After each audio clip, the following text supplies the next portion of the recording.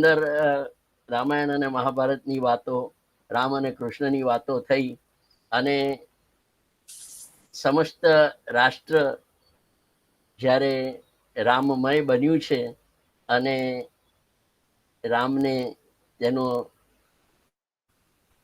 નિવાસ પાછો મળ્યાનો જે આનંદ છે, તે વખતે કેટલાક પાત્રોને યાદ કરવાની એક વાત આવે છે.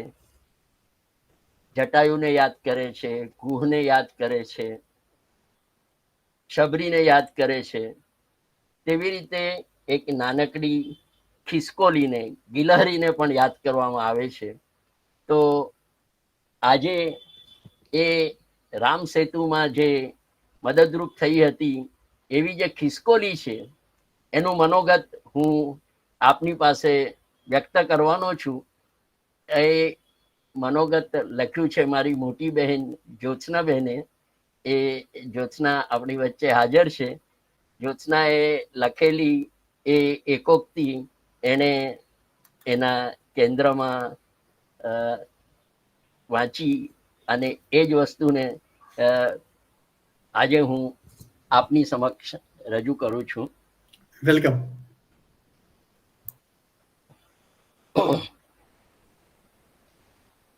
ખુશનસીબ ખિસકોલીનું મનોગત.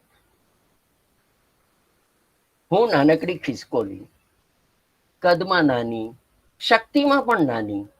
રામ તો ખૂબ મોટા, તેમનું કામ પણ મોટું.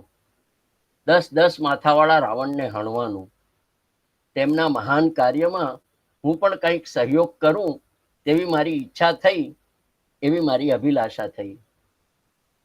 કોઈને કશું ન કહેતા, ન બોલતા હિંમત કરી રામ સેતુના નિર્માણ કાર્યમાં મોટા પથ્થરોની વચ્ચે થોડી થોડી રેતીની પુરવણીનું કામ કરવાનું મેં તો શરૂ કર્યું.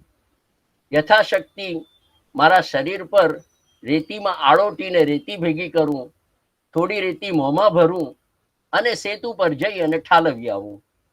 અત્યંત ઉત્સાહથી, સ્ફૂર્તિથી, થાક્યા વગર, આંતરસૂઝથી સતત કામ કરતી રહી. આશ્ચર્ય તો એ કે ન દોડાદોડીનો થાક લાગ્યો, ન જરાય કંટાળો આવ્યો. કોઈએ કાંઈ નહોતું કહ્યું, ચીંધ્યું નહોતું, છતાં પણ મને જે સૂઝ્યું એ કામ જાતે ઉપાડીને હું તો મંડી કરવા. હનુમાન અને અન્ય વાનરો પૂરા જોશથી, પૂરી તાકાતથી મોટી મોટી શિલાઓ ઉપાડતા અને રામ રામ લખી સેતુ બાંધી રહ્યા હતા. તેમના કામમાં આડે ન આવતા મેં તેમના પૂરક બનવાનું નક્કી કર્યું. આ તો રામનું કામ, પ્રભુનું કામ. કોઈ કહે તો જ કરવું, કહે તેટલું જ કરવું, કયા કરતા ઓછું કરવું, બહાના કાઢવા, બીજાઓને સોંપી દેવું, ઓછું કરીને વધારે કરું છું એમ બતાવવું, આવું તો મારા મનમાં ક્યારેય પણ ન આવ્યું. દિવાલો નહીં પણ સેતુ બાંધવાનો એ જ તો રામનું કામ ને. હું તો નાનકડી, એકલી, બિચારી, મારાથી શું થાય તેવું ન વિચારતા મારી અલ્પશક્તિથી, અરે મારી જેટલી હતી તે પૂરેપૂરી શક્તિથી રામ કાર્યમાં હું તો લાગી ગઈ. કોઈ વખાણે, વાહ વાહ કરે, તાળી પાડે કે શાબાશી આપે એવી તો કોઈ અપેક્ષા જ નહીં ને. બીજાઓ કામ કરતા હોય તો તેમની ભૂલો કાઢવી, તેમને નીચા પાડવા, તેમની નિંદા કરવી, એ બધાનું તો પોટલું વાળીને ડૂબાડી દો દરિયામાં. વિધાયક કામમાં વચ્ચે આવવાના બદલે તેમાં પૂરક બનવાનું અને સહજતાથી કામ કરવાનું.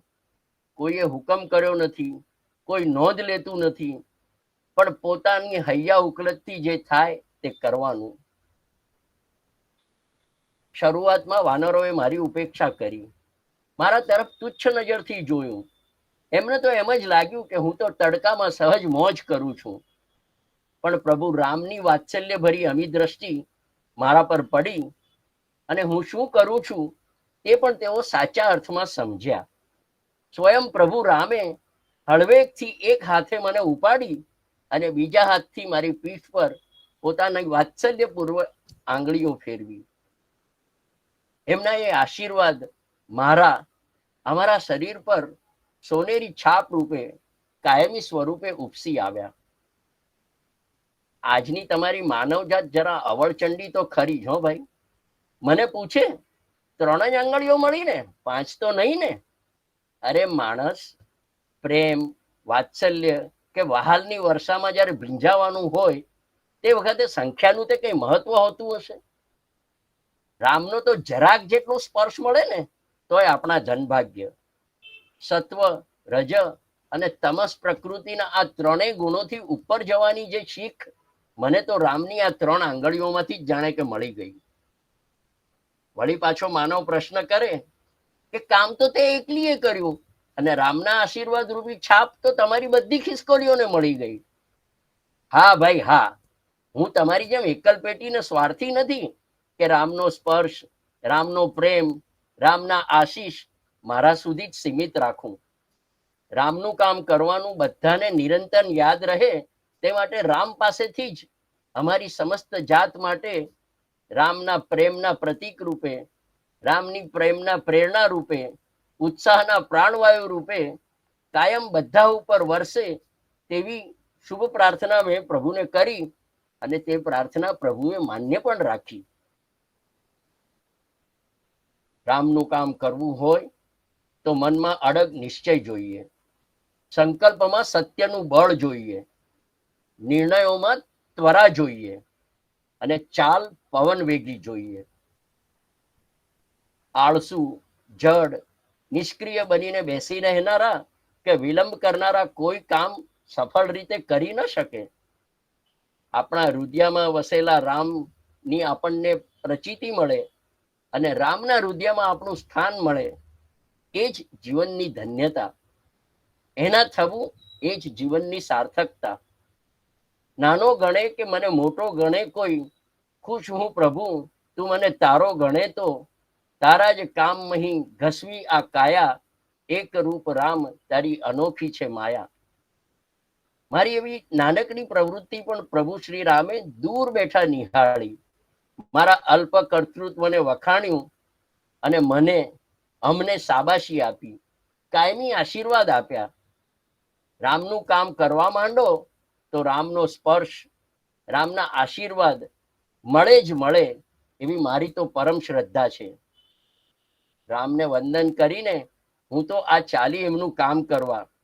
રામનું બહુ કામ કરવાનું બાકી છે હજુ તો આપણે. ચાલો આવો છો તમે મારી સાથે? જય શ્રી રામ. અસ્તુ.